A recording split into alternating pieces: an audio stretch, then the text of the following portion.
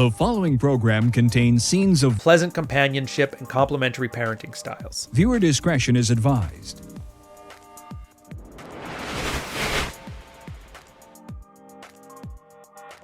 This all happened while I was at work. I have an old Kindle Fire. The wife thought it'd be good to power it up and give it to our youngest. I hadn't thought about it for a couple years, but I was collecting dust in the basement with it, and apparently the library's still linked. She booted it up and found the last 6 books or so I've read. No More Mr. Nice Guy, Married Man's Sex Life Primer, When I Say No I Feel Guilty, The Way of the Superior Man, The Art of Motorcycle Maintenance, Rational Male. The last 2 obviously aren't bad, but the first 4 were intriguing. Thanks Sex God Method and The Rational Male online or read in incognito. So she gets herself and me a beer and asks me to join her on the patio. I was heating up the coals for dinner, didn't think anything of it, and as soon as she mentions the old Kindle, I know what's up. I'm preparing my self-improvement speech, etc., and the kicker is that she had read all of them during the day. She knows why I've dropped 30 pounds. She knows why I've taken control of the finances and been hitting the gym. She's not angry. She knows what's up. She only asked one answer. What caused me to start? My words, not hers. I held frame throughout. She made it easy. So we had a lengthy talk about our marriage, what I find wrong with it. The only sidebar material we talk about is the Sex Life Primer and nothing really about the red pill or married red pill. She mentions that I brought things up that I'm unhappy about before, not enough BJs, sex too infrequent, no cuddling, no making out. But the last time we discussed this was before then. And for the first time, start to confront her in a very non-threatening way about things she has said to me over the past 2 years that caused me to start realizing the truths of red pill and led me to all this stuff in my entire journey. Things like, my greatest 2 fears are losing everything I have, and this is all I'll ever have. I'm sad I'll never experience my first kiss again, and a few other things. She's totally forgotten that ever saying these things and insist they might have been out of context or something irrelevant. As you all can imagine, this stuff's locked in my brain forever. I told her that I was trying to avoid possible bad stuff, divorce or adultery, by taking it on its head before things got bad. I had seen cracks in the armor, and I wasn't going to wait for anything to break. I just told her, I've learned a lot of things, and it's all to make me a better man, and that she'll be a beneficiary of that. She agrees, but is still obviously a little taken by surprise, and thinks it's a little egotistical to think that by changing myself I can help her with any of this crap. I told her I can't, but I can help by being more of a man around the house and owning and taking care of stuff. I tipped my cards and gave one example of implementation how it's been going. I told her that when I used to ask for sex, she turned me down, but now that I just initiate, she doesn't turn me down, and we have a lot more. She admits it's been good the past few months. She then asked me if there's any books written for women. I was a bit taken aback, and I didn't know what to tell her. She said they're probably just titled, Just Suck That Dick, You'll Get More of What You Want. She also added she had a talk with a friend recently, the idea of submissive wives came up. My wife stated as a religious right movement it's getting traction. I told her that I was aware of it, and it's similar. By the way, we're Christians, but not very religious in general. And then we smashed later that night. As usual, I initiated instead of asking. A couple terms before we get started. The Disney fantasy. I know people always joke around this one because they assume, you watched Snow White and the Seven Dwarves and all of a sudden you have a horrible marriage? It's not quite what it means. It's really talking about the societal expectations that people assume go into relationships. That has to be things like the kids' needs always come first, that the kids being parents will keep the relationship together. Midlife crisis is a man who's like having a meltdown and wants to be young again, all these kind of things. Now, I won't go into all of them here, but whenever you think about mainstream dating advice, this is it. The problem is, it all sucks. And the guy kind of understood that. At the same time, he explained way too much, but focusing on just the fantasy aspect of this one, it's the happy wife, happy life thing. You could see at the end too, when they start talking a little bit about the traditional conservative type things there, the submissive wife. While there's some value in it, they're referring to a book, by the way, called The Submissive Wife. I can't remember who the author is off the top of my head. Let me know in the comments if you know who it is. And it's the idea of just the girl being quiet when she wants to control things, and letting the man lead will end up leading to a happier, healthier household.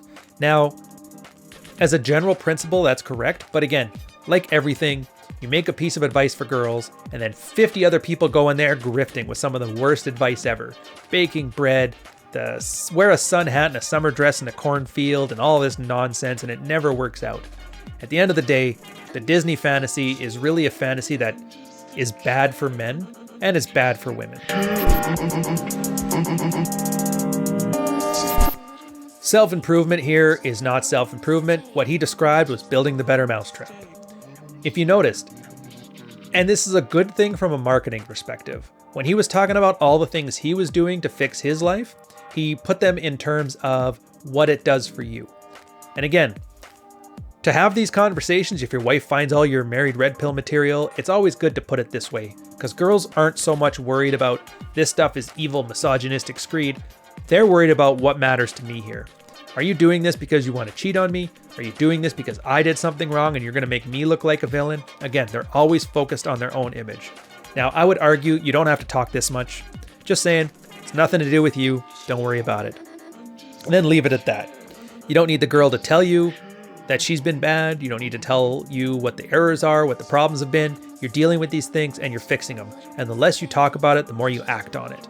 But again, calling it self-improvement is a bit of a misnomer, because self-improvement is this always misdirected, traditional Disney fanny stuff.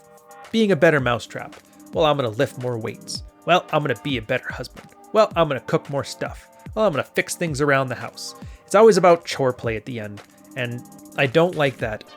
It's never a good way to describe things. Even in this case, it seems rather harmless, and it maybe is a semantic point.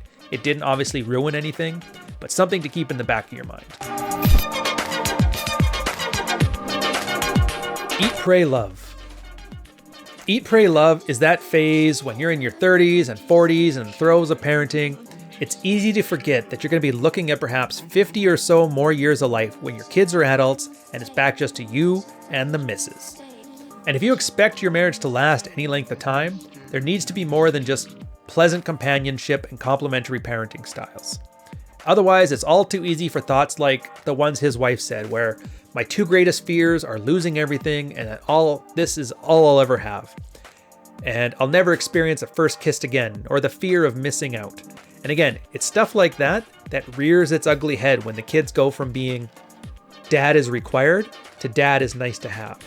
And that's when girls become more self-sufficient, and then the eat, pray, love phase begins. My advice for this guy, there is no advice for it. She found his married red pill stuff. She confronted him about it. He held frame as good as he could. I can maybe quibble about saying less about self-improvement and just letting her know she's good. I'm fixing some things and I'm taking charge. Beyond that, not much. Like I said, The Surrendered Wife is the book that he's referring to here. Whether he knew it or not, he can know it now. I've heard good things from girls reading the book and taking the lessons from it. I haven't read it personally, so I can't vouch for it, but it's better than nothing, and at least it gives her something to do and they can work on their relationship together. I suppose any sign of the girl investing more into it's a good thing, so don't ever discourage your girl when she wants to be better. Maybe throw a cookbook and give her a new vacuum. Why this matters for you? Well, I've been thinking about this, and I always give tons of examples of horrible marriages, bad situations, guys screwing up. Sometimes it's nice just to have an example of when things go right. And it's where the saying comes from that a good relationship should be effortless. It shouldn't be a ton of work to keep a relationship going. Again, he has work in his relationship to make his life better, to deal with his demons, to deal with his faults, to make himself more attractive and less unattractive. But if the girl's invested, the relationship itself is fine, and it shouldn't be effort. So in this case, here's a good example of when things are going right, how they look. There may not be a main event. Sometimes the girl's flat out on board with it. Guy starts stepping up, doing his thing. She sees this. She's more than happy to fall in line and be his great first officer to his captaining around there. And good for him. So what's in it for you? I don't know. When things are going well, they're going well, and there's just no boogeyman behind you, regardless of what people tell you when they want to get you angry to buy their shit. An alternative for this? Well, this one's going to be the bad example of the alternative. A lot of guys get caught, and then the first thing they start doing is they start hiding the badness. They assume by not being happy in a relationship and needing to work on things and get them fixed without telling your partner is akin to basically manipulating her, being an evil misogynist. And that's the worst thing. What happens then is a girl will confront him about this and the guy will start acting ashamed. Now, if the girl had suspicions that this could be something against her best interest, by him acting this way, it all but guarantees that idea in her mind. And that's when girls start going feral. Things can get weird. Like, we'll often say that if a guy is attractive enough, a girl will crawl through broken glass to keep him. But in this case, a guy who's unattractive enough will really incur the wrath of a girl when she decides that he's embarrassed her publicly. And these kind of examples are the great version of it. So these things usually end up being a fight, hiding things. The girl ends up going on there. Maybe she lets on one of the posts of the subreddit, losing her mind, to which the guys kind of laugh and tell her to get out. And who knows? Maybe at that point she decides that this might be my time to find out if there's something better out there for me. So the alternative for this is not having Frame, doing this to win her back, and then realizing it all is going to blow up in your face as some weird covert contract. But again, a nice quick one. Things that work should work pretty smoothly, so I hope you enjoyed it. We'll catch you guys on the next one. Don't forget, the audiobook for Fuck Files is out right now. You're going to see a commercial after this. And the Patreon community. We're still chugging along, doing great. Feel free, sign up, come in, check it out. If you don't like it, you got a month to decide before we don't charge till the end of the month, and I know you will. But on that note, take care. I'll catch you on the next one. Cheers. Charles Bukowski. Jordan Peterson. Neil Strauss. I like these guys. Add some salt to cover up the bitterness of middle-aged soccer moms and put in the oven for 45 minutes. Optionally, you can take from all this stuff what you want and leave the rest.